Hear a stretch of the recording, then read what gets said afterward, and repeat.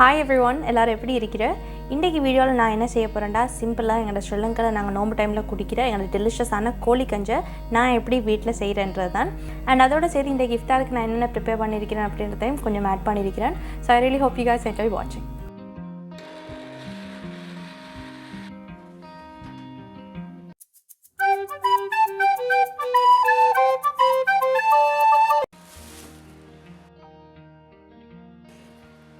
நோம்புல மட்டும் இல்லை நான் சும்மா டைம்லையும் கூட எல்லா மாதமும் க்ரோசரி ஷாப்பிங் பண்ணக்குள்ள எக்ஸ்ட்ராவாக கேரட் பீன்ஸ் எல்லாம் வாங்கி அதை வந்து சின்ன சின்னதாக வெட்டி நான் ஃப்ரீஸ் பண்ணிக்கொள்கிறேன்.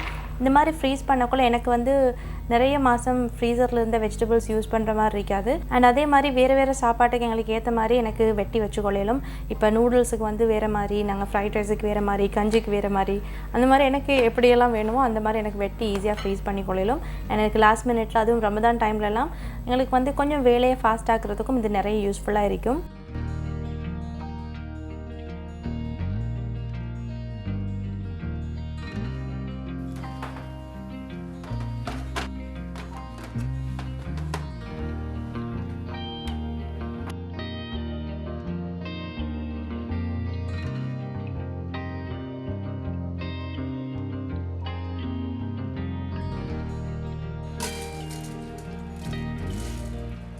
ஸோ இந்த கோழி கஞ்சிக்கு நான் வந்து இன்றைக்கி வெள்ளரிசி காலையிலே ஊற போட்டு வச்சுருந்தேன்.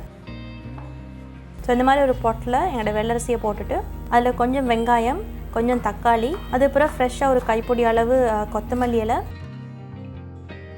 இதில் நான் போனோட கோழி எடுத்திருக்கிறேன். அதில் கொஞ்சம் கூடவாகவே ஜிஞ்சர் கார்லிக் இடித்தது, கொஞ்சம் வெந்தயம், முழுசாக மிளகு, அண்ட் இதில் வந்து கொஞ்சம் பெரிய துண்டாக கருவேப்பட்டை, கொஞ்சம் மஞ்சள், சீரகம், கொரியண்டர், மிளகு, அண்ட் தென் ஒரு சிக்கன் ஸ்டாக், உப்பு. அண்ட் இதெல்லாம் வேகிறதுக்கு தேவையான அளவு தண்ணி பால் நான் எடுத்திருக்கிறேன். உங்களுக்கு வெறும் தண்ணி கூட ஊற்றி கொள்ளலும். இது இப்போ நாங்கள் ஒரு 20 to 25 நிமிஷம் நல்ல ஒரு லோ ஃப்ளேமில் வேக வைக்கலும். அண்ட் இது வேகிற டைமில் நான் குயிக்காக போய்ட்டு ஒரு ஜூஸும் தென் கொஞ்சம் பழங்களும் வெட்ட அரிக்கிறேன். அதை முடிச்சுட்டு திரும்பி வந்து இதை பார்ப்போம்.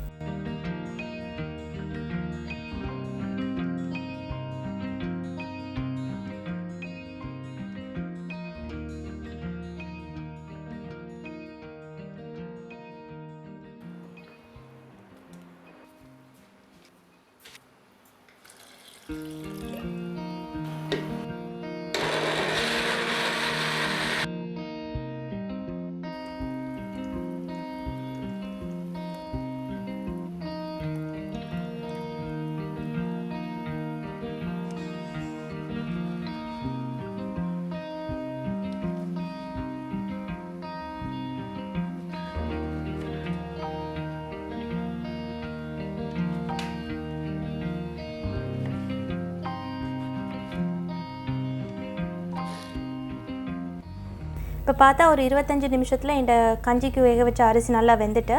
அண்ட் இது வந்து கடையிறதுக்கு முதல்ல நான் இதுக்குள்ளே இருக்கிற சிக்கன் பீசஸ் எல்லாத்தையும் எடுக்க போகிறேன். சிக்கன் பீசஸோடு நீங்கள் கடைஞ்சண்டா உங்களுக்கு கோழி துண்டெல்லாம் அப்படியே சின்ன சின்னதாக போயிடும். அண்ட் அதுவும் இல்லாமல் உங்களுக்கு அந்த முள்ளோட கோழி இருக்கிறதால பேனும் கீறி பட்டுறதுக்கு சான்ஸ் இருக்குது. ஸோ நான் வந்து எப்போவுமே கோழியெல்லாம் எடுத்துகிட்டு தென் கடைஞ்சி அதுக்கப்புறம் தான் கடைசியாக கோழி போட்டுரு. ஸோ எனக்கு முழுசாக அந்த சிக்கன் பீசஸ் இருக்கும். ஸோ இந்த மாதிரி எங்கள்கிட்ட கஞ்சை நல்லா கடைஞ்சதுக்கு பிறகு நாங்கள் நேற்று ஃப்ரீஸ் பண்ண எங்கள்கிட்ட கேரட்ஸையும் நான் சேர்த்துக்கொள்கிறேன். ஸோ கேரட் சேர்க்குறதால பெருசாக ஒரு டேஸ்ட் டிஃப்ரென்ஸ் வரண்டா அப்படி ஒன்றும் இல்லை. ஆனால் அது பார்க்குறதுக்கு உங்களுக்கு நல்லா கலர்ஃபுல்லாக இருக்கும். ஸோ அதனால தான் கேரட்ஸ் நான் சேர்க்குறேன். இப்போ இந்த கேரட்ஸ் ஒரு 5 நிமிஷம் கஞ்சியில் வேகிறதுக்கு இதை நான் மூடி வைக்க போகிறேன். நாங்கள் போட்ட கேரட்ஸும் நல்லா வெந்துட்டு இப்போ திருப்பி எங்களோட கோழி எல்லாத்தையும் போட்டுட்டு கடைசியாக திக்காக ஒரு நாங்கள் பால் ஊற்றி இதை ஒரு கொதிக்க வைக்கோம்.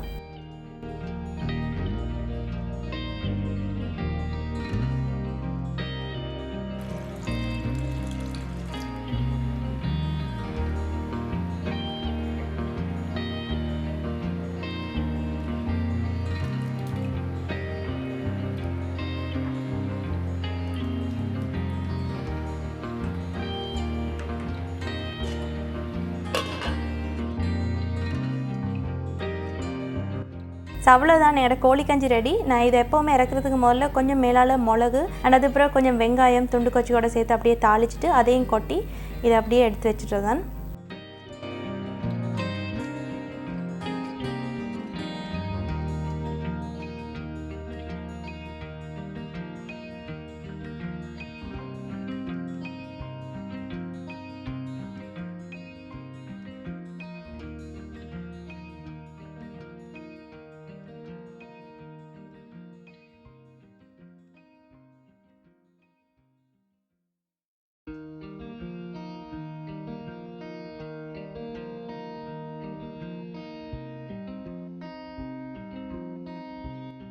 ஸோ எங்களோட இஃப்தாருக்கு வந்து கஞ்சி ரெடி.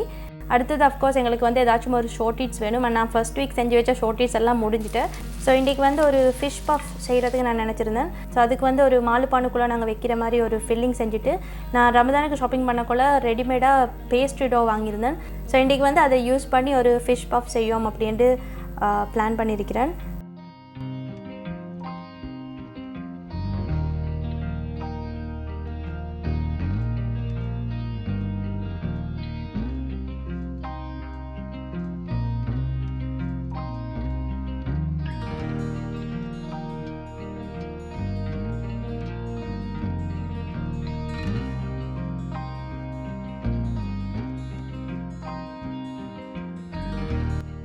அடுத்தது வந்து ஸ்வீட்டுக்கு இன்றைக்கி என்ன செஞ்சேன்டா ஆட்டா மாவில் ஒரு சாக்லேட் கேக். ஆட்டா மாண்டாலே அதில் வந்து ஆலு பராட்டா, சப்பாத்தி, அப்படி இல்லாட்டி புட்டு அந்த மாதிரி தான் எப்போவுமே நாங்கள் செஞ்சு கொண்டிருக்கிறோம். ஸோ இன்றைக்கி வந்து ஆட்டா மாவு யூஸ் பண்ணி ஒரு சாக்லேட் கேக்கும் செய்யணும் அப்படின்றது உங்களுக்கு காட்டுறதுக்காக நான் ஈஸியான அதுவும் ஒரு சின்ன போர்ஷனில் வந்து உங்களுக்கு ஒரு வீட்டில் 4-5 பேர் இருக்கிற அப்படின்டா சின்ன மோல்டுக்கு பேக் பண்ணி கொள்ளணும் அப்படின்டா இந்த ரெசிபி உங்களுக்கு பர்ஃபெக்டாக இருக்கும்.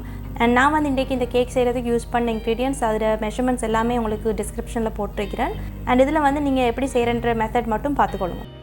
ஸோ ஒரு பவுலில் ஒரு 1/4 கப் மாதிரி விப்பிங் க்ரீம் எடுத்து அதை நல்லா விப் பண்ணிவிட்டு இதில் ஐசிங் சுகர் ஒரு பவுடர் சுகர் சேர்த்து அதையும் நல்லா இதோட சேர்த்து மிக்ஸ் பண்ணிவிட்டு இதில் கோகோ பவுடர், அதுக்கப்புறம் எங்களோட ஆட்டாமா, அண்ட் தென் கொஞ்சம் உப்பு, ஒரு முட்டை,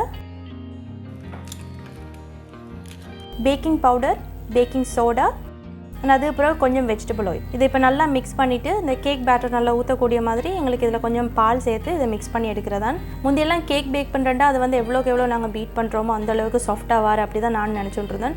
பட் ஆக்சுவலாக கேக் வந்து நீங்கள் எவ்வளோ குறைய பீட் பண்ணுறீங்களோ அந்தளவுக்கு உங்களோட கேக் வந்து நல்லா ஃப்ளஃபியாக, ஸ்பாஞ்சியாக, டேஸ்டியாக வரும்.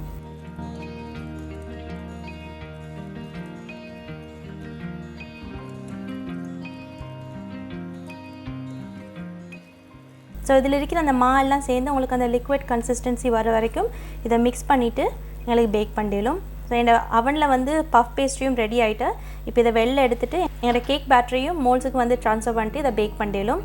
ஸோ இந்த கேக் வந்து எவ்வளோ நேரம் பேக் பண்ணணுமெண்டா ஒரு 12-15 நிமிஷத்தில் ரெடி ஆகிடும். நீங்கள் வந்து இந்த பேட்டர் எல்லாத்தையும் ஒரே பவுலில் போட்டு பேக் பண்ணுறேன்டா மேபி உங்களுக்கு கொஞ்சம் கூட டைம் தேவைப்படும்.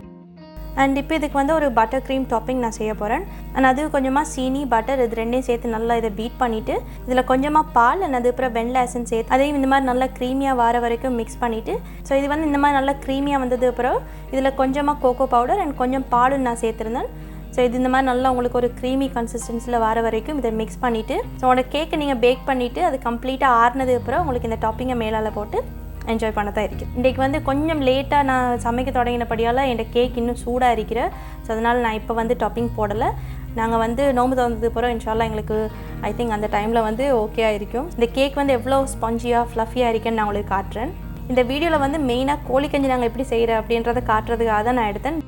பட் தென் வீட்டில் இன்றைக்கி இஃப்தாருக்கு என்னென்ன ரெடி பண்ணுறேன் அண்ட் ஸ்பெஷலாக இந்த ஆட்டமா கேக் வந்து it was so delicious. So அதனால தான் I thought of sharing it with you. Cupcake சைஸில் வந்து நீங்கள் இதை செய்கிறேன்டா உங்களுக்கு ஒரு 6-7 கப் கேக்ஸ் வரைக்கும் இது ஊற்றிடும். அண்ட் இன்றைக்கி நான் எடுத்திருக்கிற இந்த மோல் சைஸில் வந்து நான் எனக்கு எக்ஸாக்டாக 4 மோல்ஸுக்கு வந்து நான் ஊற்றிருக்கிறேன்.